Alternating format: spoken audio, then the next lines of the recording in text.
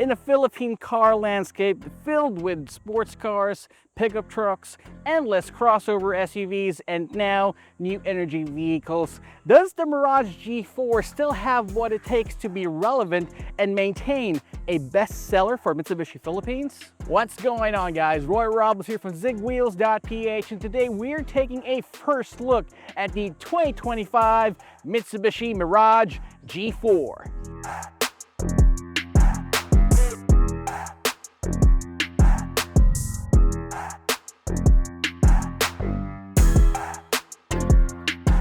Now, I know I asked the question whether the Mirage G4 still has what it takes, and based on the outside though, Mitsubishi Philippines definitely given it some minor refreshes, minor updates to still make it a little bit more relevant. The biggest change in the front end right here is this new headlamp cluster with LEDs. The previous model, it definitely looked okay, but this one right here brings it in line with Mitsubishi's newest lineup of vehicles like the X-Force, the Triton, and all that. They're not gonna leave one of their best-selling vehicles in the dust just yet, and they've given it some new LED headlamps. Still have the new dynamic shield design right here in the front. It's been a couple of years since they changed this, but it still looks really fresh. I loved it the first time we've seen it. We remember we've driven this in Mitsubishi's plant in Laguna, and yes, I still love how it looks. You got these horizontal slats right here on the grille, huge Mitsubishi badge right there, and yes, even these cute little cheeks on each side with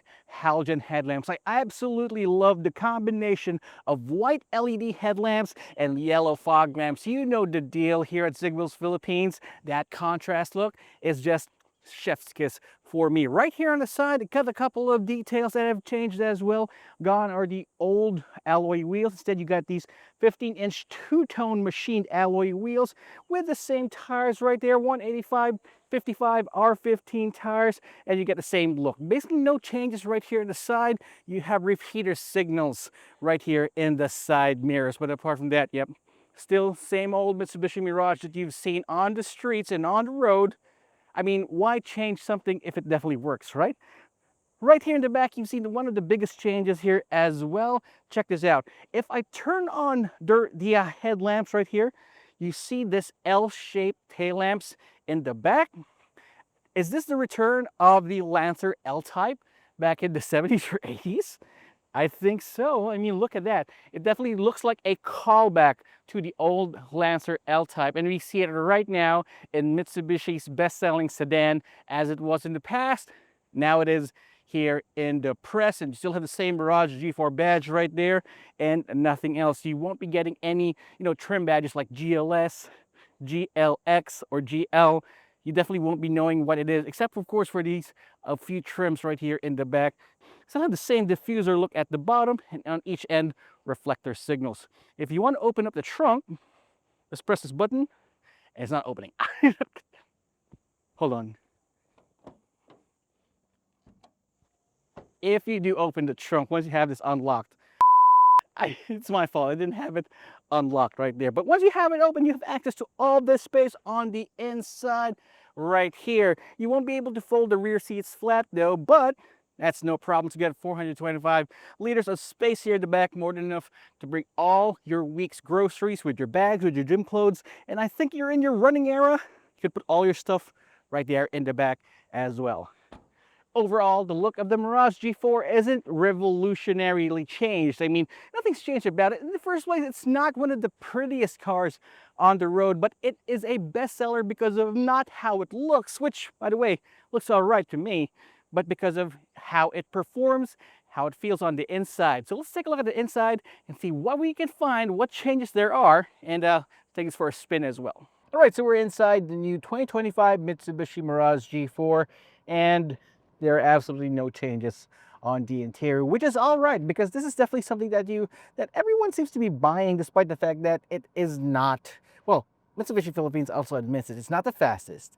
It's not it's not the quickest out there, but it sure is reliable, and that's what a lot of people actually just just once in a car. So you basically still have your touchscreen infotainment system. It's an old 7-inch screen right here, but it does have Apple CarPlay and Android Auto. You have 4 speakers on the inside that blasts tunes just good enough, but not class leading, of course. You do have this nice leather wrapped steering wheel though. You got this nice steering wheel. You got all your control buttons right here on the left side. It is adjustable for brake only and not for reach, but getting your proper driving position is easy because of course of these manual adjustable seats for both the driver and the passenger. Again, there's nothing much to say about the interior, but there are a couple of changes with this drive wise. We'll be talking about that more later on. You now have stability control in a car like this. You got traction control, but again, we'll be discussing that later on. One thing I love about the Mitsubishi Mirage G4 though is how airy it is on the inside. I mean, this is definitely going to be a daily car. It's not going to be a sports car. It's not going to be a rally car by any stretch of the imagination, despite of Mitsubishi's rally art heritage. But one thing that's good about this is that everything is within reach. Easy to reach, easy to drive, easy to own, easy to clean, of course. And these seats are fairly soft and reasonably comfortable. They're very supportive that way and very soft, despite of my chunky frame right here. So yep, again, nothing much to say about the interior. You know about the back as well. There's really nothing much to say about that. So yes, the Mitsubishi Mirage, one of its biggest selling points is that it's predictable. And Mitsubishi Philippines is banking on that. Everyone will be thinking about this. It's their first in line when they think of something cheap, cheerful, affordable, and easy to run. So speaking of run, let's take this out for a run and test it out. All right, so we're now behind the wheel of the 2025 Mitsubishi Mirage G4. What we're testing out right here is the top of the line GLS variant. You've got a mid-grade variant, the GLX as well, and the entry level with a manual transmission. But let's talk about that later on. This definitely is a value pack sedan right here. For years, it's been one of Mitsubishi Philippines' best-selling vehicles, and it's for a good reason, of course. It's reliable. Definitely starts the first time every time. It's definitely going to be a lot better than getting a used car. But one thing about the Mitsubishi Mirage G4 that a lot of people seem to be overlooking is its ease to drive. Its maneuverability is just essential, especially if you're using this for city driving. You got a small wheelbase, but you have a larger enough interior to fit 5 people. 5 people is definitely going to be a stretch, especially for a guy with my size right here. But for the average Filipino family, it can fit 5 people. And I know a couple of guys, and I know you guys know them too, who own a Mitsubishi Mirage G4 and are fairly proud to have one in their garage. They've customized it. They've put every possible of comfort material inside here. So yes, they've made it their very own. Underneath the hood of the 2025 Mitsubishi Mirage G4, you have the same 1.2 liter 3-cylinder naturally aspirated engine that makes around 78 horses and 100 Newton meters of torque.